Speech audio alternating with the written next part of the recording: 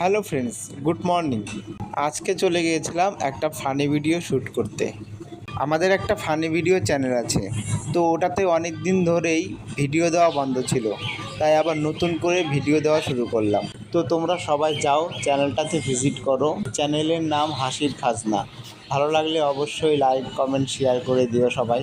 তোমাদের একটু সাপোর্ট পেলে আরও ভালো ভালো ভিডিও দেওয়ার চেষ্টা করব। তো বন্ধুরা, আজকের ব্লগটা দেখতে থাকো, অনেক ফানি ফানি মোমেন্ট আছে।